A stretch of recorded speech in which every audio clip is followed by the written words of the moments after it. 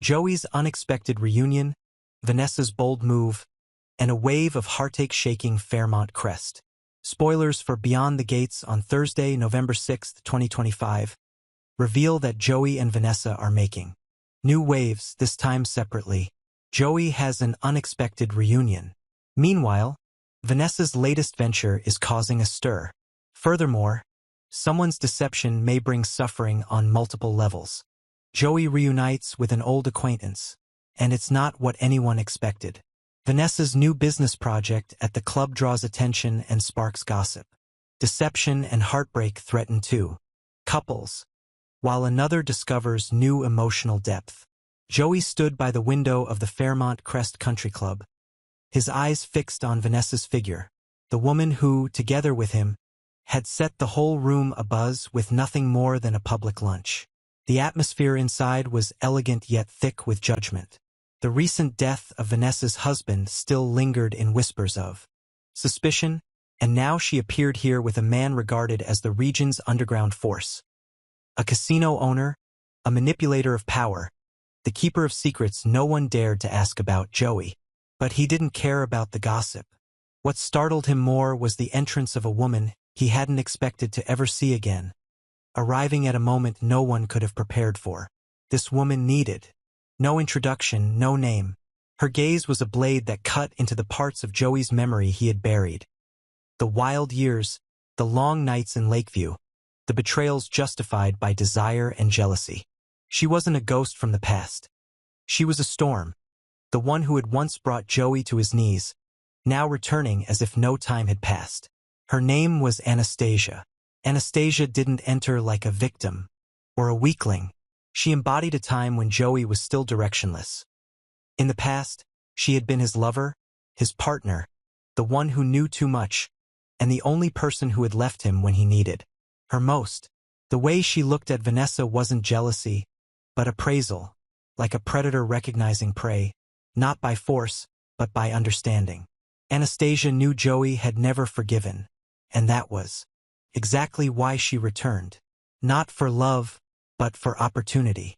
Vanessa felt the air grow cold as Joey's gaze flickered between her and Anastasia.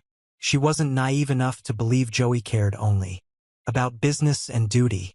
She herself had once stepped out of someone else's shadow, a mistress in a life that was never clear-cut. But she had hoped, recklessly, that Joey would be different this time, that what lay between them could be a rebirth, not a repetition of the cycle of betrayal. Now that hope splintered as his eyes met Anastasia's in turmoil. This reunion wasn't simply meeting an old flame. It was the opening move of a new chess match that Vanessa wasn't sure she was cunning enough to play. Anastasia hadn't returned to reconcile or to avenge.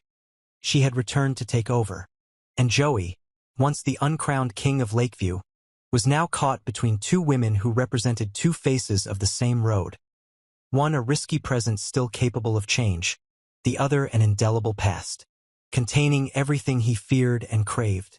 Joey tried to remain calm, but inside he was a whirlwind of choices. Anastasia knew too much. About the casino, about the dark investments, about the names he had quietly purged. If she spoke, the empire he built could collapse. But if he let her get too close, Vanessa would crumble. And he would lose everything, or at least lose something he had never thought he wanted, a chance to be trusted. Without needing words, Anastasia had already begun the game. She didn't threaten aloud. She simply lifted a glass of wine, past Vanessa as if she didn't exist, and whispered something in Joey's ear that made him go rigid. Everything after that was silence, but the kind of silence that terrifies when inner conflict turns to rage, when trust shatters without a sound, when the choice is no longer between right and wrong, but between loss and loss. Joey returned to his private office in Lakeview before dark. He locked the door, tossed his coat on the desk, opened the safe, and took out a sealed envelope from 5 years ago. Something he thought he would never open again. It was a dossier on Anastasia. All the evidence, all the sins, even a recording of their final breakup. He had kept it as a trap, but now he wasn't sure who had trapped whom. Meanwhile, Vanessa sat alone in a hallway at Fairmont Crest Hollow. She no longer knew whether Joey was truly an ally or just another piece of the false curtain she had tried to leave behind. In Anastasia, she saw an unavoidable challenge. If she wanted to survive, she would have to strike back. Not with emotion, but with strategy. She had to know who Anastasia was, why she had returned, and how far she was prepared to go. And to do that, she needed one person. The one who once hated Joey, who knew his past like the palm of her hand. His first ex-wife, now living under a different name in hiding. A new scheme took shape. In Vanessa's mind, if Anastasia had returned to play a hand, then Vanessa would have to be the dealer. But in this world, no one is truly neutral. Joey was now not only stuck between two women, but also at risk of losing control of his entire web of manipulation. A rumor began to leak that Anastasia had aligned with a new power. Perhaps Carlton or even Sharon. Joey wasn't sure whether he was facing a romantic game or a quiet coup. In the closed, fractured world of Fairmont Crest, reunions are never accidental. Every step Anastasia took, every move Vanessa made, every hesitant decision. Joey Wade was a link in a larger conspiracy. The question was no longer who will get hurt, but who will survive long enough to control the final game. Will a direct showdown between Vanessa and Anastasia erupt? Or will there be a crescendo where Simone reveals her true purpose, crushing Joey and forcing him to ally with an old enemy? Or will Joey himself eliminate the danger? While the silent undertow between Joey and Anastasia had yet to settle, another earthquake began forming at the very center of Fairmont Crest. Vanessa, who had just been pushed into a defensive position by Anastasia's sudden appearance, unexpectedly became the focus of every gaze when she officially took over management of a legal escort service, a component of Joey's underground empire at the Fairmont Crest Country Club. For months, Vanessa had patiently drawn closer to Joey, sharing tables, clinking glasses, trading meaningful looks. Yet he had never truly handed her power. So when Joey abruptly changed his mind in Tuesday's episode, witnesses couldn't help but ask, was this a sign of trust or a lethal move already staged? Joey was far too cunning to act purely on emotion, handing control of the escort service, legal and transparent on paper, to Vanessa could be seen as a way to placate her after the shock of Anastasia's return. But in a world where every move opens a new front, no one gives up such a lucrative lever of power without a scheme behind it. More suspicious still, Vanessa received not only supervisory authority over staffing and operations, but also direct coordination of private contracts, where figures like Diego, the club's handsome fitness trainer, became pawns on her new board. Diego was no stranger to Vanessa. On the contrary, they had once shared an intimacy beyond professional bounds, something both Joey and Vanessa had quietly buried. With Vanessa now holding full authority over Diego as one of the official escorts, the change was more than administrative. It was a psychologically ruthless squeeze. She turned an old personal relationship into a tool of control, leaving Diego both bewildered and on guard. He didn't know whether Vanessa was keeping him close as a shield or lining him up as the first sacrificial pawn if her plan failed. At Fairmont Crest, power shifts are never peaceful. Vanessa immediately began restructuring operations, requiring escorts to re-sign contracts, tightening oversight on transactions, and eliminating any shady practices believed to have existed before. Outwardly, she was making the service more transparent. But to those in the know, like Anastasia, who watched from a distance with a predator's gaze, this was the sign of a purge. And purges create enemies. Escorts once loyal to Joey began covert pushback. Diego received anonymous messages warning him not to become Vanessa's love pawn again. Power players at the club whispered that the escort service had become a new instrument of political control, with Vanessa a more dangerous figurehead than Joey, because she wore the face of a victim and the heart of a cold strategist.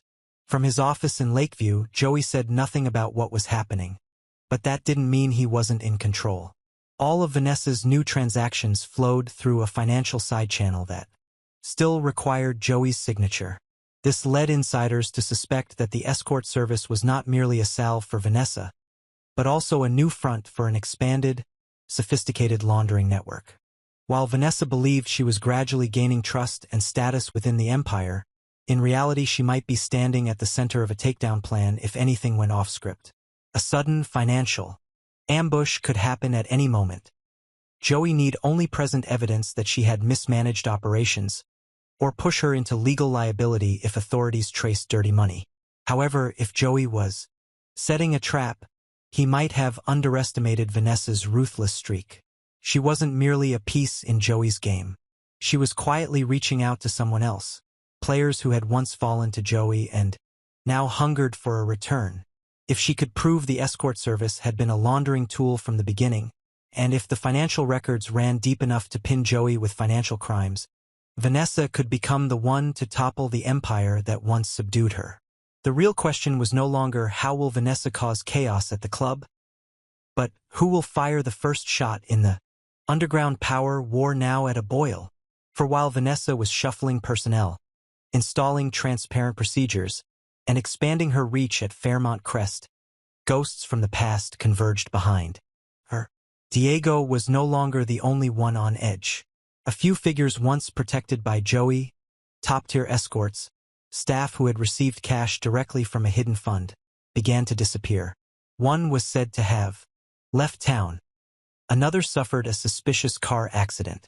And in the midst of that chaos, Vanessa began to feel she was not merely running a service, but steering a ship through a storm, where a single wrong move would send her overboard without mercy. The eyes at the club no longer fixated on Joey or Anastasia. They turned to Vanessa, the woman who had risen from the margins to seize center stage. What they didn't know was that both Joey and Simone were watching. Anastasia may have returned not only for Joey, but for the shadow network now in Vanessa's hands. And Joey, the once invincible player, may have handed Vanessa a double-edged sword, both an opportunity to rule and a sentence should she betray him. Will Vanessa advance or sever her own lifeline with the very power she has just won? Meanwhile, Derek's secret may be exposed. The silence in Derek's apartment wasn't the gentle kind. It resounded, like an alarm bell suppressed in Ashley's chest. She stood there, hands still trembling after witnessing the moment Derek thought no one saw, his foot moving reflexively when a glass shattered on the balcony.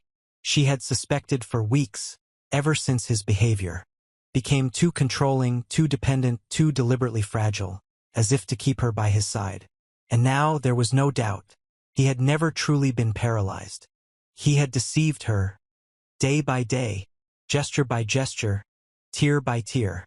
The worst part wasn't the fakery, but that he let her live under the burden of guilt, responsibility, and the duty of a woman who once loved and was now trapped in the shadow of misdirected compassion. Ashley didn't scream. She simply left, quietly, leaving behind a man who believed he still controlled the situation. But Derek wasn't foolish. When he heard the door close with a sharper snap than usual, he knew it was time to face the consequences. What he didn't know was that those consequences wouldn't come from Ashley alone. Naomi sat in the front pew of the church where she and Jacob used to go for marriage counseling every week. But this time Jacob didn't come. And for the first time after a long stretch of restraint, Naomi opened her phone and reread Derek's messages. The blame, the confessions, the excuses for a secret Jacob had known for a long time but never told her. Jacob, the man she loved, who preached honesty, who made her believe their relationship was strong enough to endure anything, had chosen silence in the face of a truth that could shatter her best friend's heart. He said nothing to Ashley, didn't stop Derek, and wasn't honest with her. It wasn't just a failure as a friend. It was betrayal at the deepest level. A betrayal of ideals, of ethics, of the very image he had built in her eyes. And while Ashley and Naomi faced internal collapse, Jacob and Derek stepped into another dangerous zone, where a long friendship becomes a burden, where every action carries a price. Jacob had thought his silence would preserve bonds among loved ones. But when he saw Ashley no longer return to Derek's home, when he caught Naomi's fractured gaze, on a late afternoon, he realized that his compromise had been the true source of this disaster. He was no longer a man who could fix anything. He had become a witness to a chain of collapse in which his silence made him an accomplice. And even as everything seemed headed only toward division, in another quiet corner of Fairmont Crest, two people found a shared rhythm in silence. Danny and Andre, once wounded, once doubtful, once walking the line between guilt and redemption, now truly saw themselves in each other's eyes. Their conversation wasn't just an exchange of information. It was the opening of broken fragments, an unspoken confession of things they had hidden for too long. Andre spoke of the past, a place he rarely allowed anyone to approach. Danny didn't judge, didn't distrust. She listened, not only with her ears, but with experience, with a heart once tormented by Bill, by her own wrong choices. As Andre opened up, Danny realized that pain wasn't something to flee. It was the one thing that made them more honest. From a distance, Bill still believed that Danny and Andre were only a one-time slip in a weak moment. He didn't realize that the loyalty Danny once swore was eroding not because of passion, but because of understanding.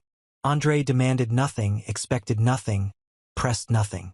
He was simply a man who had hit bottom, and was trying to rise inch by inch, and that allowed Danny to see the path back to herself, a path Bill had never shown her. Amid the widening fractures, one thing was clearer than ever. Deception never stops at one point. It spreads like cracks across glass.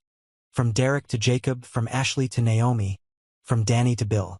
And only one couple, Danny and Andre, was trying to mend the pieces, not with illusions or promises, but with painful truth. Perhaps they won't make it to the end, but at least they are walking honestly. Ashley left town in silence. Naomi canceled counseling and disappeared a day later. Jacob spent sleepless nights trying to write an apology letter he would never send. Derek, left in a cold house, began to feel true loneliness. Not because of paralysis, but because no one believed in his pain anymore. And while bonds dissolved into doubt, one couple sat quietly together in the late night, speaking of scars and hope, things they had never had the chance to name before.